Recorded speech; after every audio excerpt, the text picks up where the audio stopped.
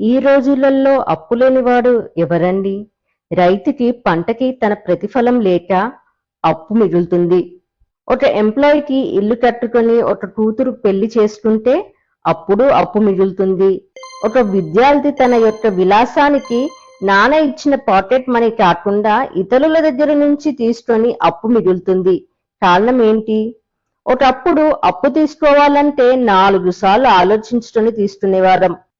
ఒక పక్కన బ్యాంక్ ఏమో మీరు మా దగ్గర లోన్ తీసుకోండి అని అంటారు. మీకు ఒక విషయం తెలుసా? మన దేశంలో ఎడ్యుకేషనల్ లోన్ ఏమో 12% లేక 13% దాకా ఉంది. అదే ఒక కారు లోను 7% మాత్రమే. అక్కడ విలాసమైన దానికేమో తక్కువ లోను. జీవితంలో ఉపయోగపడేదానికి ఎక్కువ లోన్ తీసుకుంటున్నారు. ఇది తప్పే కదా? ఒక విద్యార్థికి నేను బ్యాంక్ లో నుంచి లోన్ తీసుకొని చదువుకుంటున్నాను అన్నప్పుడు అతను చదువుకునే తీరు మార్పు వస్తుంది.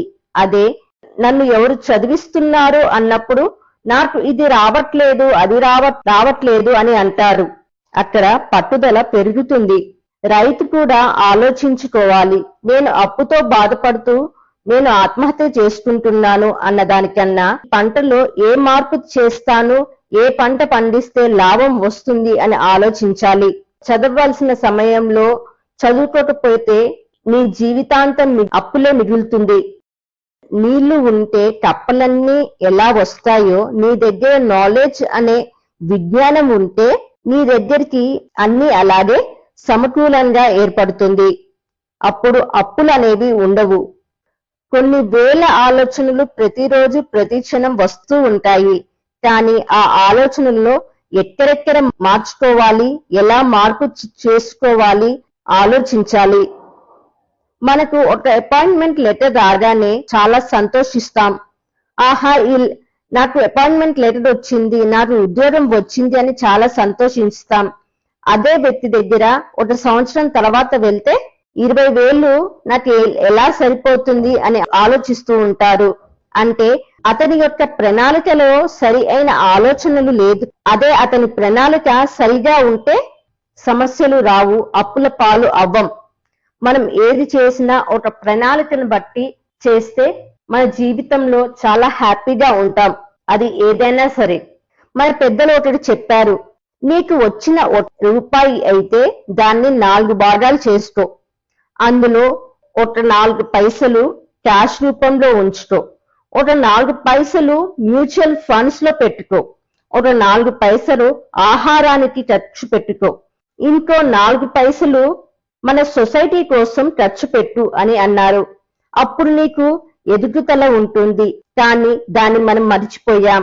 అప్పు తీసుకుని సమయాన్ని గడపడం, తర్వాత అప్పు తీర్చలేక బాధపడుతూ జీవితాంతం నేనేమి కోల్పోతున్నాను అని అనుకుంటూ ఉంటారు. కానీ నేను ఎలా ఎదుగుతున్నాను, గడిచిపోయిన కాలాన్ని నేను ఎలా తీసుకురాగలుగుతాను అని బాధపడుతూ దానిలోనే ఉండిపోతారు. ఒకప్పుడు చెరువులో నీళ్లు పుష్కలంగా ఉండేది. చెరువులు తర్వాత బావులు వచ్చినాయి, దాని తర్వాత కుళాయిలు, దాని తర్వాత బోరింగ్ పంపులు, ప్రస్తుతం మినరల్ బాటిల్స్ వచ్చాయి. ఏది తగ్గుతుంది?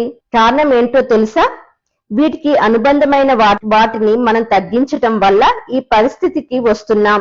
అలాగే జీవితంలో ఆదాయం కూడా వచ్చినప్పుడు నుంచి వాడే విధానం గురించి తెలుసుకొని అప్పుల బారి పడకుండా మన ప్రణాళికను సిద్ధం చేసుకోవాలి. ఎప్పుడైతే కడుపు ఆకలిగా ఉంటుందో మన బుర్ర కూడా మంచిగా పనిచేస్తుంది. ఎప్పుడైతే కడుపు నిండిపోతుందో మన బుర్ర కూడా పని చేయదు. మెదడుని ఖాళీగా పెట్టడం వల్ల అప్పులనేది పెరుగుతుంది. ఆలోచిద్దాం, మార్పు చేద్దాం. ఎప్పుడైతే ఆ అప్పుల నుంచి మనిషి బయటపడతాడో మొహం పైన చిరునవ్వు, కళ్ళల్లో ఆనందం, తన చుట్టూ ఉన్న వారితో సంస్కారంగా సంతోషంగా మాట్లాడడం చేస్తాం. ఎప్పుడైనా ఎవరికైనా కష్టం వచ్చింది అంటే నేనున్నాను అని సహాయం చేయాలి. కానీ ఇప్పుడున్న పరిస్థితుల్లో అట్లా కాదు. ఎదుటి వారికి సమస్య వచ్చినప్పుడు నాకు సమయం లేదు అని చెప్పి వాళ్ళు ఎక్కువ మంది ఉన్నారు. మా ఇంటికి వస్తే నువ్వేం తెస్తావు, మీ ఇంటికి వస్తే నువ్వేం ఇస్తావు ఆలోచించడం ఏర్పడడం వల్ల మనకేం జరుగుతుంది? మనము కూడా అప్పులనే ఊబిలో పడిపోతున్నాం. అప్పు అంటే ఇక్కడ డబ్బు కాదండి, మన సంస్కారం. సంస్కారం అనేది ఒకరు ఇస్తే వచ్చేది కాదు, నీ అంతట నీకు ఉండాలి. నీ ఎదుగుదలకి నువ్వు కారణం అవ్వాలి, మార్గదర్శనిగా కావాలి. ఎప్పుడైతే నువ్వు ఇవన్నీ సక్రమంగా చేసుకుంటావో అప్పుడు విజ్ఞాన నిధిగా మారుతావు. అప్పుడు మనం ఏ వరల్డ్ బ్యాంక్ నుంచి ఎక్కడి నుంచి అప్పు తీసుకోవాల్సిన అవసరం లేదు. క్రెడిట్ కార్డ్ మీద అప్పు తెచ్చినప్పుడు ఆలోచించుకోలేదా? డబ్బు ఎప్పుడైతే చేతి నుంచి జారుతుందో అప్పుడు భయం అంటూ ఉంటుంది. మన దగ్గర కార్డు ఉంది కదా అని గీరేస్తే అది పెరుక్కుంటూ పోతే అప్పుడు ఎంత బాధ, భయం ఉంటుంది. మనకు కావాల్సిన వస్తువు కొనేటప్పుడు ఒకటి ఆలోచించండి, ఆ వస్తువు 10 రూపాయలకి వస్తుంది, మనం అప్పు తీసుకొని ఆ వస్తువుని కొంటే 12 లేదా 13 రూపాయలు మనం కట్టాల్సి వస్తుంది. అంటే మనకి 2-3 రూపాయలు తేడాగా వస్తుంది. ఇలా చేస్తే మనం అప్పుల పారం కాకుండా ఏమవుతుంది, మనకు ఒక వస్తువు కావాలి అనుకుంటే అది ఆ వస్తువుకి తగ్గ ధనాన్ని మనం సమకూర్చుకున్న తర్వాత కొంటే మనకి అప్పుల భారం ఉండదు కదా. ఆలోచించండి, మన ఆలోచన ప్రణాళిక మారుస్తేనే మన అప్పుల భారం పడకుండా ఉంటాము. మన పిల్లలకి ఆస్తులు మిగిల్చకపోయినా పర్వాలేదు, అప్పులు మాత్రం మిగిల్చవద్దు. మనకి ఫైనాన్షియల్ క్రైసిస్ రాకుండా ఉండాలంటే మనం ఒక లక్ష్యాన్ని పెట్టుకోవాలి. ఎప్పుడైనా మనకి అప్పు తీసుకోవాల్సిన వస్తే అది 2-3 సంవత్సరాల్లో ఆ అప్పు మొత్తం తీర్చేసేలా ఉండాలి. అలాగా ఒక లక్ష్యం పెట్టుకోవాలి. తర్వాత ఒక సుఖమైన జీవితాన్ని గడపవచ్చు. మీరు కూడా ఇవన్నీ పాటిస్తారు అని నేను ఆశిస్తున్నాను. ఎప్పుడు కూడా అప్పు జోలికి వెళ్లకుండా ఉండటమే సబబు. మీకు ఈ వీడియో నచ్చినట్లయితే please like, share and subscribe. Thank you. జై హింద్, జై భారత్.